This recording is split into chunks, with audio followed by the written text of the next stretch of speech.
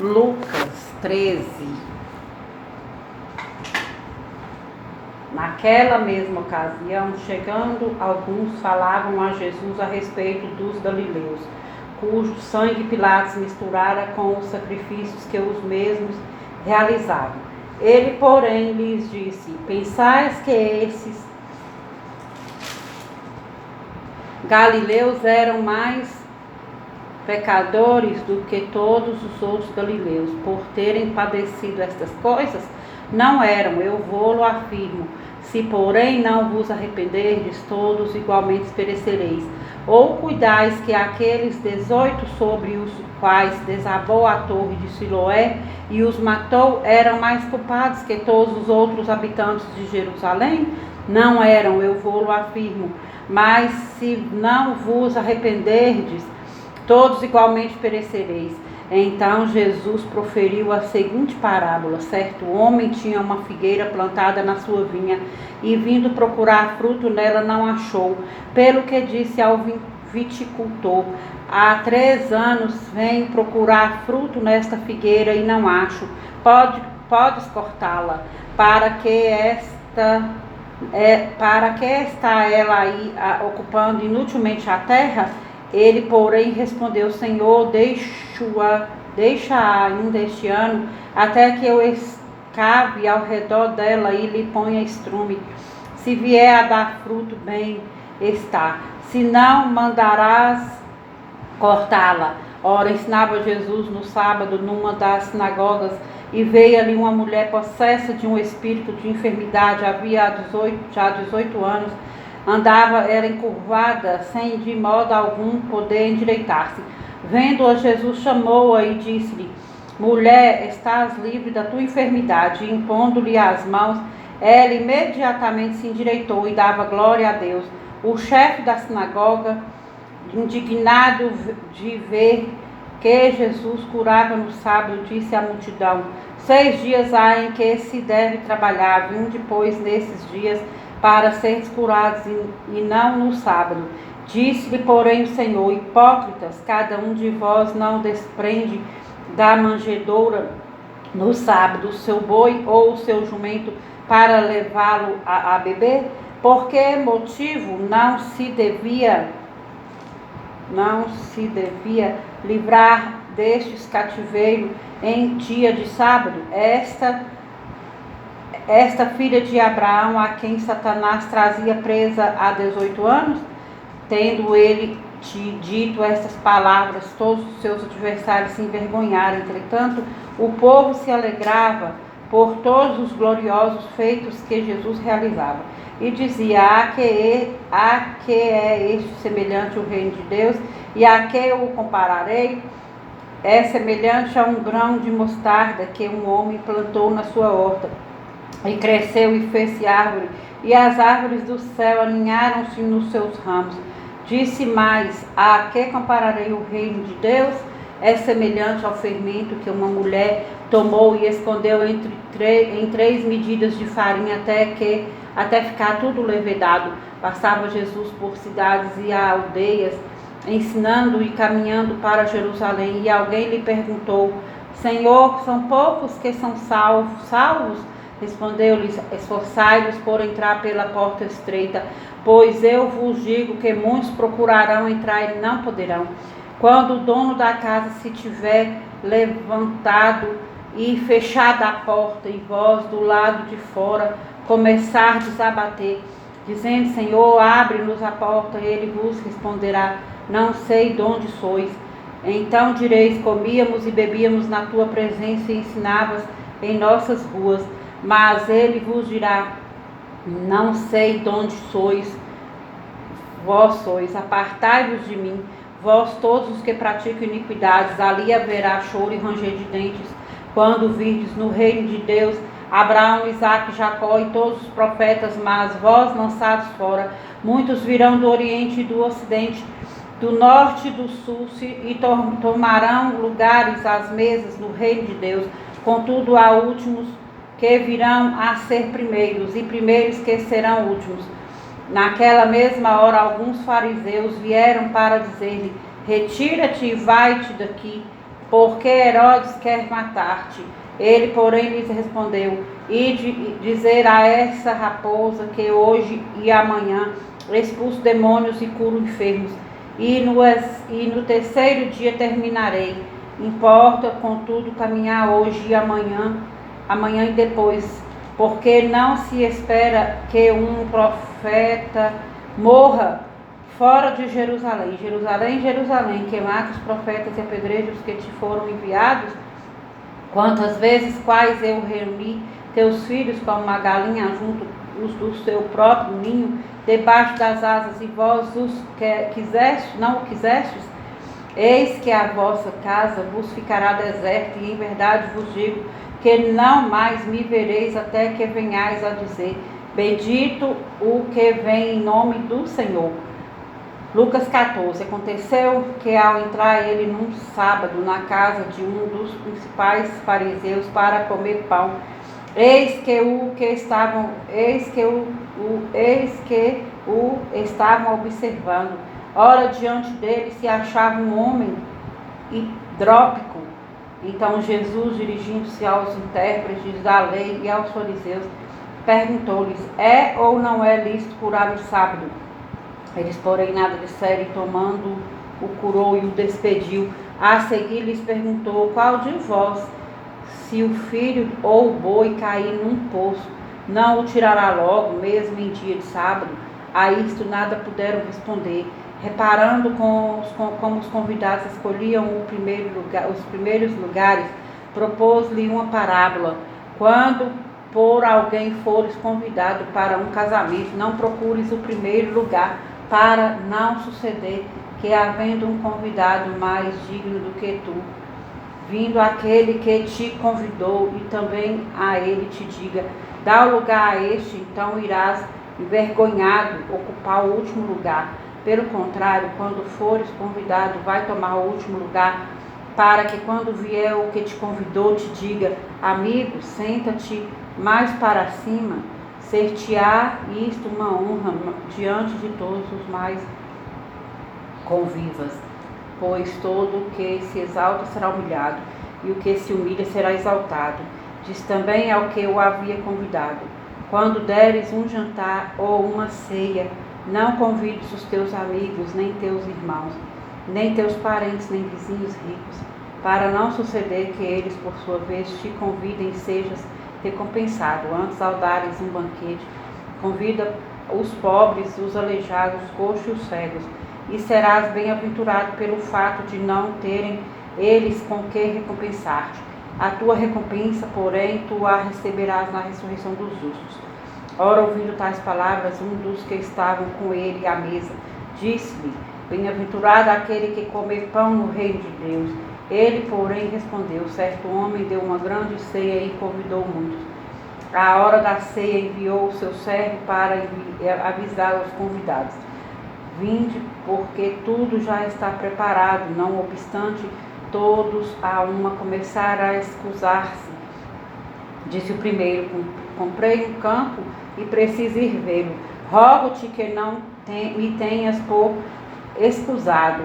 Outro disse: comprei 5 juntas de bois e vou experimentá-las. Rogo-te que me tenhas por excusado. E outro disse: casei-me e por isso não posso ir. Voltando o servo, tudo contou ao seu senhor. Então, irado, o dono da casa disse ao seu servo: sai depressa para as ruas e becos da cidade e traze para aqui os pobres, os aleijados, cegos, os coxos. Depois lhe disse o servo: Senhor, feita está como mandaste, ainda há lugar. Respondeu-lhe o Senhor: sai pelos caminhos e atalhos e obriga a todos a entrar, para que fique cheia a minha casa. Porque vos declaro que nenhum daqueles homens que foram convidados provará a minha ceia. Grandes multidões o acompanhavam, e ele, voltando-se, lhes disse: se alguém vem a mim e não aborrece a seu pai, e mãe, e mulher, e filhos, e irmãos e irmãs, e ainda a sua própria vida, não pode ser meu discípulo. E qualquer que não tomar a sua cruz e vier após mim, não pode ser meu discípulo. Pois qual de vós, pretendendo construir uma torre, Não se assenta primeiro para calcular a despesa e verificar se tem os meios para a concluir, para não suceder que, tendo lançado os alicerces e não a podendo acabar, todos os que a virem zombem dele, dizendo: este homem começou a construir e não pôde acabar. Ou qual é o rei que, indo para combater outro rei, não se assenta primeiro para calcular se com 10.000 homens poderá enfrentar o que vem contra ele com 20.000? Caso contrário, estando o outro ainda longe, envia-lhe uma embaixada pedindo condições de paz. Assim, pois, todo aquele que dentre vós não renuncia a tudo quanto tem, não pode ser meu discípulo. O sal é certamente bom, caso, porém, se torne insípido, como restaurar-lhe o sabor? Nem presta para a terra, nem mesmo para o monturo. Lança-no fora. Quem tem ouvidos para ouvir, ouça. Lucas 15. Aproximavam-se de Jesus todos os publicanos e pecadores para o ouvir, e murmuravam os fariseus e os escribas, dizendo: este recebe pecadores e come com eles. Então lhes propôs Jesus esta parábola: qual dentre vós é o homem que, possuindo sem ovelhas, e perdendo uma delas, não deixa no deserto as 99 e vai em busca da que se perdeu, até encontrá-la? Achando-a, põe-na sobre os ombros, cheio de júbilo, e indo para casa reúne os amigos e vizinhos, dizendo-lhes: alegrai-vos comigo, porque já achei a minha ovelha perdida. Digo-vos que assim haverá maior júbilo no céu por um pecador que se arrepende do que por 99 justos que não necessitam de arrependimento. Ou qual é a mulher que, tendo 10 dracmas, se perder uma, não acende a candeia, varre a casa e a procura diligentemente até encontrá-la? E, tendo achado, reúne as amigas e vizinhas, dizendo: alegrai-vos comigo, porque achei a dracma que eu tinha perdido. Eu vos afirmo que, de igual modo, há júbilo diante dos anjos de Deus por um pecador que se arrepende. Continuou: certo homem tinha 2 filhos. O mais moço deles disse ao pai: pai, dá-me a parte dos bens que me cabem. E ele lhes repartiu os haveres.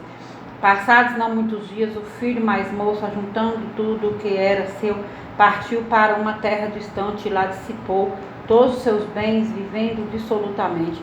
Depois de ter consumido tudo, sobreveio àquele país uma grande fome, e ele começou a passar necessidade. Então ele foi e se agregou a um dos cidadãos daquela terra, e este o mandou para os seus campos a guardar porcos. Ali desejava ele fartar-se das alfarrobas que os porcos comiam, mas ninguém lhe dava nada. Então, caindo em si, disse: quantos trabalhadores de meu pai têm pão com fartura, e eu aqui morro de fome? Levantar-me-ei e irei ter com o meu pai, e lhe direi: pai, pequei contra o céu e diante de ti, já não sou digno de ser chamado teu filho, trata-me como um dos teus trabalhadores. E levantando-se foi para seu pai. Vinha ele ainda longe quando seu pai o avistou, e compadecido dele, correndo, o abraçou e o beijou. E o filho lhe disse: pai, pequei contra o céu e diante de ti, já não sou digno de ser chamado teu filho. O pai, porém, disse aos seus servos: trazei depressa a melhor roupa, vestiu e ponde-lhe um anel no dedo e sandálias no pé. Trazei também e matai um novilho cevado, comamos e regozijemo-nos, porque este meu filho estava morto e reviveu, estava perdido e foi achado, e começaram a regozijar-se. Ora, o filho mais velho estivera no campo, e quando voltava, ao aproximar-se da casa, ouviu a música e as danças. Chamou um dos criados e perguntou-lhe que era aquilo.